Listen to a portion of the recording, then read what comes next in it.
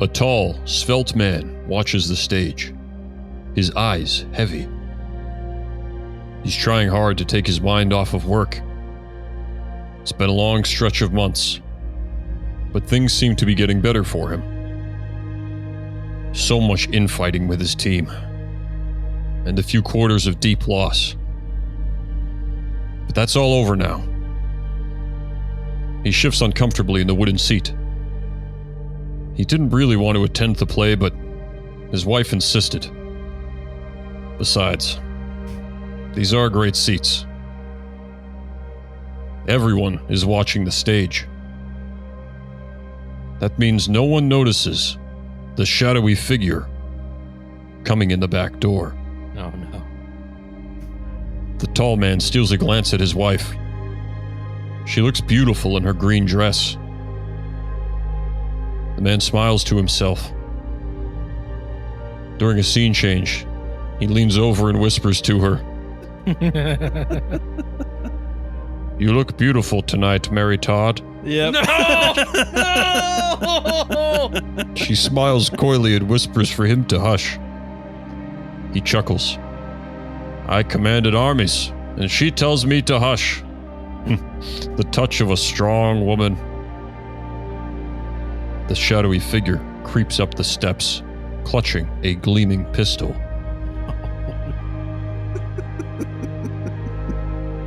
It is not visible in the dim light, but his name tag reads, "Hello, my name is John Wilkes Booth."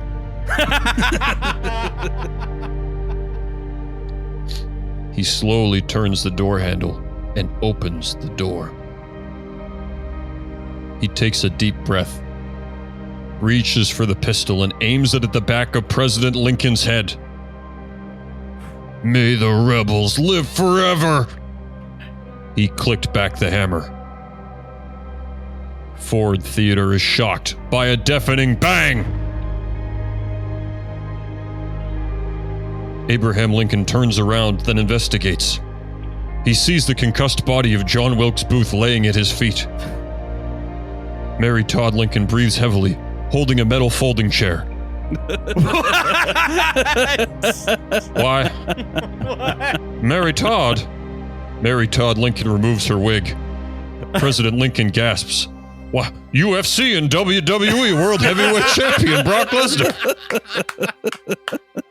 You emancipated me. Sorry for the surprise, Mr. President, says Brock Lesnar. We knew Booth was a threat, and this was the only way to draw him out. President Lincoln chuckles, shaking his head. He leans over the balcony. I'm sorry for the noise, everyone, but I'm fine. I hope we didn't startle anyone. The gallery below cheers. But two of the actors on stage do not cheer. They were spooked, and now they are in a rage. That is because they are full-grown adult male orangutans. They rip off their costumes and jump off the stage. The director is in the front row, disgusted. Orville, Gregory, show some decorum! It is too late for that.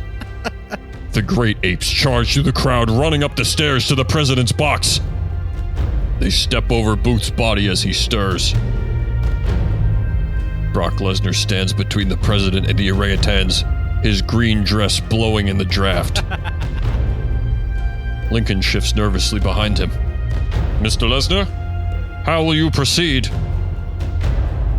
Brock keeps his eyes locked on the apes and replies, with malice toward all.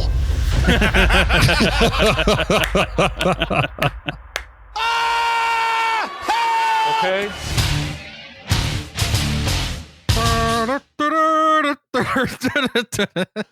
Oh, hail to the chief. You're back in the Brocktagon, the only show where we can't stop bringing up the Civil War for some reason, and where you, our listening audience, every week sends us in questions about hypothetical fights for UFC and WWE World Heavyweight Champion Brock Lesnar.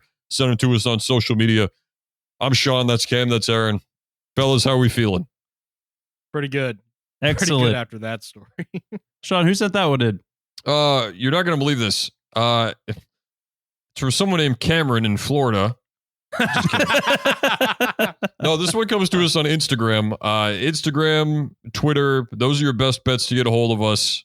Please keep sending your questions. We love answering them. Dear Brocktagut team, I've been working as a substitute teacher now that school is back in session, and history is my least favorite class to cover. It's stuff that already happened. That is true. Where's the fun in that? I know Brock Lesnar could easily beat John Wilkes Booth, but what if a different enemy was coming for him? Could Brock Lesnar stop two orangutans from killing President Lincoln in Ford Theater that night? Thanks, Raul in San Diego. Raul, a heck of a question. So it sounds like we're doing some Tarantino-esque revisionist history. Yes. Where instead of Booth, it's two orangutans, and Brock Lesnar just has to protect President Lincoln. So it's not enough to beat the monkeys. He has to keep Lincoln safe. Yeah. Raul, thank you for your question. And that's going to be 10 times out of 10. Wow. Very. Thanks for listening to the Brocktagon. This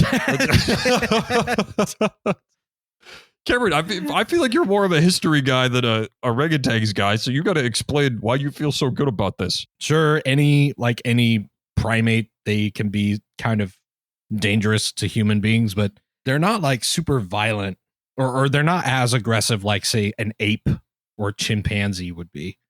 Will they fight? Yeah, but it didn't seem to me like they really posed as much of a threat. Like, it takes a lot to get an orangutan, I think, to that point where it would like want to. Maybe like northern aggression. Exactly. I don't know. How about the Civil War, Cameron? Well, if he was just walking through the woods, I don't think an orangutan would ever attack Brock Lesnar. Like, they seem to mind their own business, but this is clearly a situation when they're not minding their own business. Yeah, they are mad and like premeditated. Like, we're going to do this. Okay. They've made up their minds that they're attacking. I mean, they are very smart. I watched a video of a male orangutan figure out how to get across a very heavy moving stream of water without drowning. There was a picture of Abraham Lincoln on the other side. He was very motivated to get it. Yeah. Wikipedia says they use tools. Like, Yeah. This one says they're forklift certified. That's incredible. Okay, I'm certain you could teach an ape to shoot a gun. Sure. I know we've talked about this on the podcast before. Sean, hear me out. Wikipedia says that orangutans are sometimes portrayed as antagonists, notably in the 1841 Edgar Allan Poe short story, The Murders in the Rue Morgue. Edgar Allan Poe wrote a story about orangutans murdering people. Hear me out. No, there is no way that is true.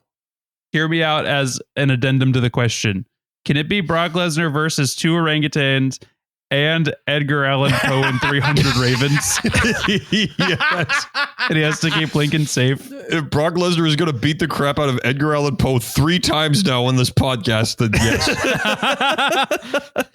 that poor man cannot rest in peace. How many times do we have to teach you this lesson, old man? I think that this episode, in order, Brock's most reoccurring foes are 1, Coach Scales, and 2, Edgar Allan Poe, who gets stomped every time. Yeah. I feel actually way less good about it right now. I actually still kind of think that you're lying about Edgar Allan Poe writing a story about orangutans killing people, because that's basically this show like 200 years ago, or 100 years ago. Cameron, when was Edgar Allan Poe active? Yeah, it was around that time. 1841. Yeah.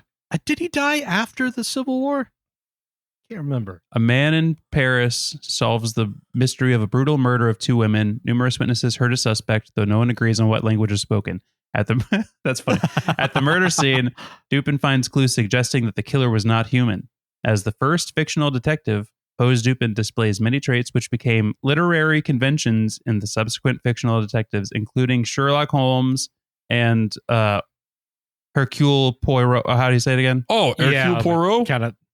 Yeah. Yeah. Many later characters follow Poe's model of the brilliant detective. So this is the precursor to Sherlock Holmes, and it's about orangutans murdering people. Dude, I was about to say, there is a Sherlock Holmes. Sean, do you know about this? There is a Sherlock Holmes story that, like, it has an orangutan in it. You remember this? Who could forget that episode of CSI Miami when Horatio Caine says, "I'm not monkeying around." Yeah. The ultimate detective trope. Monkeys killing people.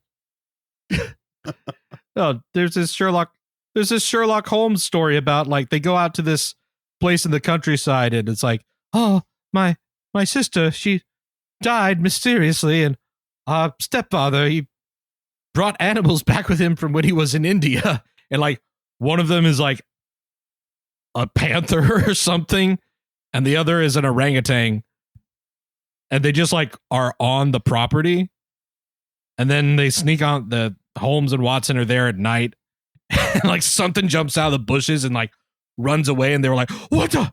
Oh, that must have been the orangutan. It's just a jump scare. Like, I don't think it features into the story anymore. Wait, Other than to are you thinking of freak you out? this? Is that the speckled adder? Yeah. The speckled band. The speckled band. That was it. Yeah. That's a legendary story, Yeah. dude. Are you thinking of Zaboomafoo? Do these orangutans have costumes on? Oh yeah, they were in From the play? they were in Our Cousin, or what was the play called, Cameron? Our American Cousin. That was it. If Edgar Allan Poe is there, that does not change my answer at all. Yeah. It's still really funny to think about Brock beating him up again. I think it only changes my answer from 10 out of 10 to 9 out of 10. I think this is a 9 out of 10. No, I don't know. What are the Ravens going to do? Okay, actually, I take that back. Ravens can peck your eyes out. Cameron. Do we I know. need to rehash this? Birds' bones are hollow. Listen to me. Ugh. The first sweep ever on this show was Brock against 200 Ravens and Edgar Allan Poe. So you have to explain to me what changed between now and that episode for you to suddenly be worried about Ravens. What changed was that I saw a video of a woman in Australia running, just like going on a jog, and then like some magpie out of nowhere being like, hey, screw you, and just like dive bombing. She was wearing glasses too, like dive bombing into her eye. And it's like I don't think she lost her eye, but she almost did. Wow, dude, that's crazy. Do you remember in that video if the woman jogging was UFC and WWE World Heavyweight Champion Brock Lesnar? Yeah, and it was actually. Oh, it was. now that I remember it. Okay, in that case, Yeah, it was. I changed my answer. Yeah, I guess what? The Undertaker was there, and he was like, wow, that's crazy. Guys, I'm watching a video called Orangutans Fight for Dominance while their leader Hamlet is trapped. This is the one that I watched. Okay, having skipped through it on YouTube, Brock Lesnar wins 10 times out of 10. See? There it is. They fight, but it's not There it aggressive. is. They're like pushovers. chimpanzees. They're just like rolling around with each other. If a bunch of orangutans went up against chimpanzees, they would be torn limb from limb. Yeah, Brock Lesnar would beat Edgar Allan Poe to death with an orangutan. Yeah. Wait, you're He's- saying he not would again. use the orangutan as a weapon? Yeah. Not again. Yeah, he would knock out both orangutans, and then he would use their bodies as like nunchucks. To, like, swatting ravens out of swat the away air.